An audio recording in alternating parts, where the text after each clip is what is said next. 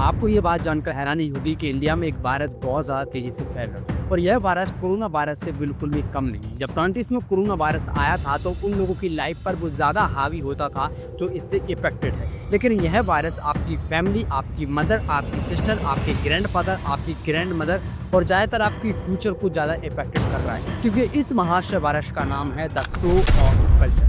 आपने एक पुरानी कहावत सुनी होगी जहाँ पर कहा जाता था कि जब हमारे पास जितनी चादर होती है उतने ही पैर पसारने चाहिए। आजकल के लोगों को आप देख सकते हो जिनकी सैलरी 15 से 20 हज़ार है और उनके खर्चे 50 से 60 हज़ार तक पहुंचे जा रहे हैं। ये सब जब मल्टी मिलियनियर बिलियनियर देखते हैं तो उनको हंसी आती है और वो सोचते हैं कि इंडिया का यूथ अब कहाँ जा रहा है। जब मैं मुंबई गया था तो मैंने वहाँ पर बड़े बड़े उद्योगपतियों को रोल्स रॉयस, फरारी, लैम्बोर्गिनी जैसी कार से उतरते टी शर्ट और लोवर में देखा है। और यहाँ पे इंडिया पे कोई मिडिल क्लास का लड़का ईएमआई पे कोई स्कॉर्पियो, बोलेरो, बलेनो जैसी कार ले आए तो इंस्टाग्राम अकाउंट और व्हाट्सएप से महीनों उसके स्टेटस नहीं उतरते। ये सब देखकर समझदार मल्टी मिलियनियर लोगों को हंसी आती होगी और फिर दोबारा से उनको एक कहावत याद आती होगी, औकात से बड़ा दिखावा खुद की जिंदगी पर घाप कर देता है। और यह बात यहीं तक सीमित नहीं है। जिन लोगों की सैलरी 15 से 20 हज़ार है वो लोगों की लाइफ में आईफोन का इतना ज़्यादा क्रेज बढ़ रहा है कि वो अपनी सारी सेविंग्स को मिटाकर आईफोन को खरीद रहे हैं। मिडिल क्लास तो सारी की सारी शो ऑफ के कल्चर में बर्बादी की कगार पर खड़ी है। किसी शादी या पार्टी फंक्शन में जाएंगे तो 3 कैमरे वाला आईफोन होना चाहिए, पैरों में नाइकी के जॉर्डन्स होना चाहिए और स्कॉर्पियो, थार, बलेनो जैसी कार होना चाहिए। और ये सब ज़्यादा से ज़्यादा लोगों पर ईएमआई पर है। और आपको उन लोगों को देखकर लगता होगा वाह यार क्या आदमी है, कितना पैसा है, शायद कोई बड़ी सर्विस में होगा, शायद कोई बड़ी जॉब होगी। ये सब देखकर आपको लगता होगा इसी की जिंदगी बहुत ज़्यादा बेटर है। लेकिन रियलिटी कुछ और होती है। महीने की पहली तारीख पर जब इनकी सैलरी आती है, फ़ोन से लेके कार तक, हाउस तक, इनकी सारी ईएमआई कट जाती है। और जब इनके पास राशन पैसे के लिए पैसे नहीं बचते हैं तो ये अपने दोस्तों से, रिश्तेदारों से उधार मांगते हैं। और जब अपने खुद के कर्जे की बात आती है तो रात में ओवरनाइट काम करते हैं, कोई पार्ट टाइम जॉब देखते हैं और अपनी ज़िंदगी को ऐसे करके ये बर्बाद अपने ही हाथों से सिर्फ और सिर्फ शो ऑफ कल्चर के चक्कर में बर्बाद करने लगते हैं। पहले 90s के घरों में चेतक का स्कूटर हुआ करता था, वहाँ पर 4 लोग बैठकर खुशी खुशी अपनी फैमिली को लेकर ट्रैवल किया करते थे। और आज शो ऑफ कल्चर के चक्कर में ईएमआई पर कार खरीदकर लोग मीरा बीबी 8 से 10 एवरेज निकालने वाली कार को लेकर 4 से 5 हज़ार रुपये का डीजल फूक के शो ऑफ कर रहे हैं। चाहे इनकी जेब में डीजल डलाने के लिए पैसे ना हो और टायर को एक्सचेंज कराने के लिए कोई भी मनी ना हो, लेकिन शो ऑफ के चक्कर में ये वो सारे काम करेंगे जैसे वो अमीर करते हैं। बजट 7 से 8 लाख नहीं होगा, लेकिन शादी ऐसी करेंगे जैसे राजा मौली की है। घर को बैंक में गिरवी रखकर अमेरिका, मुंबई जैसे सिटीज़ में डिग्रियां लेने के लिए जाएंगे और वहां पर दिखाएंगे कि ये लो हमारा बेटा बाहर पढ़ रहा है, हम बाहर पढ़ रहे हैं, हमारे पास इतना ज़्यादा पैसा है। ये सब दिखाने के लिए डिग्रियां लेने के लिए बाहर सिटी में जाएंगे अपने घर पर होम लोन लेकर। शो ऑफ कल्चर इंडिया में इतना ज़्यादा बढ़ चुका है, जेन जी अपनी आधी सैलरी कॉन्सर्ट के टिकट में उड़ा दे रहे हैं। और जो कॉन्सर्ट में नहीं जा पाते वो सोशल मीडिया से क्लाउड लेने के लिए वहीं के फेक वीडियोस खरीदते हैं ताकि अपने इंस्टाग्राम अकाउंट पर स्टोरी लगा सके कि वो उस कॉन्सर्ट में गए थे। सैलरी 20 हज़ार है, लेकिन सोशल मीडिया पर पोस्ट करने के लिए कॉफ़ी स्टारबक्स में पियेंगे और शॉपिंग जारा में करेंगे। और इसी का नतीजा है पिछले 4 सालों में क्रेडिट कार्ड और एनपीसी 500% से भी ज़्यादा बढ़ गए। ये शो ऑफ कल्चर हमारे भारत के यूथ को कैसे हिस्ट्री की सबसे गरीब जनरेशन में लेते जा रहा है। सबसे बड़ी प्रॉब्लम तो यहाँ पर यह है, लोग अपनी फाइनेंशियल प्राइवेट लाइफ को पूरे तरीके से भूलते जा रहे हैं सिर्फ और सिर्फ शो ऑफ कल्चर की वजह से। लोन पर आईफोन लेंगे, कार लेंगे, बाइक लेंगे, स्नीकर्स लेंगे, लेकिन जब बात हेल्थ की या लाइफ इंश्योरेंस की आती है तो इनके पास टाइम नहीं।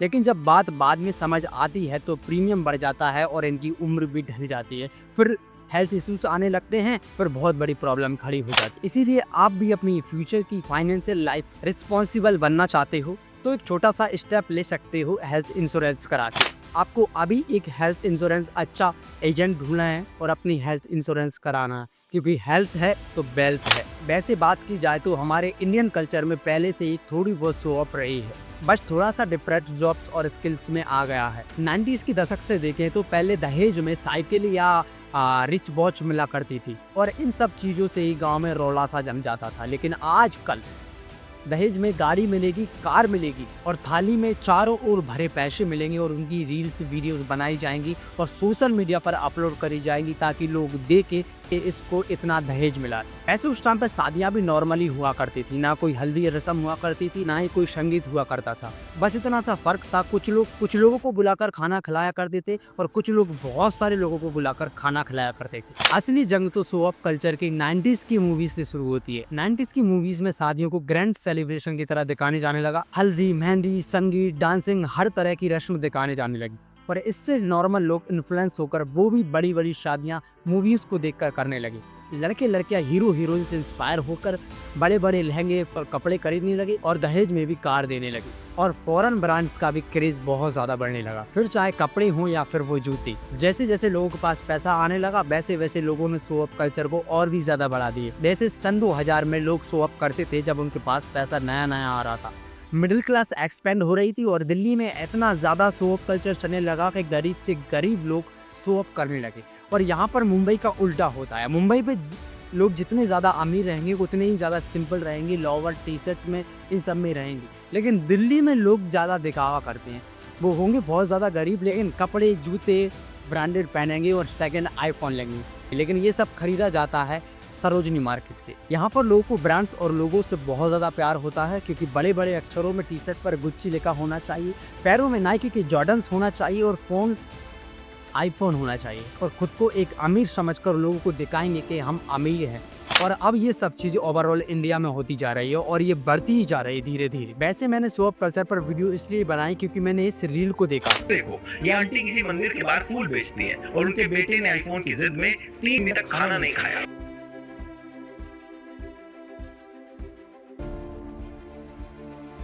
दोस्तों ये सब इतना ज़्यादा बुरा हमारे इंडिया के अंदर हो रहा है शो ऑफ कल्चर के, मैं आपको कुछ बता नहीं सकता। लोग आईफोन के लिए इतने ज़्यादा पागल क्यों हो रहे हैं? यहाँ पर लोग आईफोन के लिए, मैं आपसे ये नहीं कहूँगा कि आप आईफोन मत खरीदो। जहाँ पर आप 8 से 10 साल पुराना आईफोन लोगे या किसी से भी सिर्फ दूसरों को दिखाने के लिए, शो ऑफ के लिए, वहीं पर आपको एक अच्छे से अच्छा मोबाइल मिल जाएगा 8 से 10 हज़ार रुपये में। लेकिन लोग क्यों नहीं समझते यार, लोग क्यों दूसरों को दिखाना चाहते हैं कि हम अमीर हैं? ऐसे कोई औकात बनती है, ऐसे कोई वैल्यू बढ़ती है? ऐसे कुछ नहीं होता है दोस्त। शो ऑफ के चक्कर में आप आपकी लाइफ को बर्बाद कर लोगे, शो ऑफ के चक्कर में आप आपकी लाइफ को डिस्ट्रॉय कर लोगे। तो दूसरों को दिखाने के लिए लाइफ को मत जियो, कभी कभी खुद के लिए भी लाइफ जिया करो यार।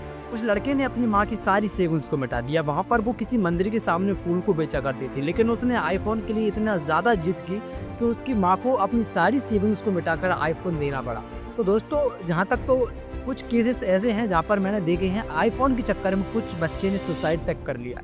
तो दोस्तों दूसरों को दिखाने के लिए अपनी लाइफ को मत जियो, खुद के लिए अपनी लाइफ को जीकर देखो। लाइफ में बहुत ज़्यादा एंजॉय है, एक बार खुद के लिए लाइफ जीकर तो देखो यार। शो ऑफ के कल्चर में अपनी लाइफ को, अपनी फैमिली को, अपने फ्यूचर को क्यों बर्बाद कर रहे हो?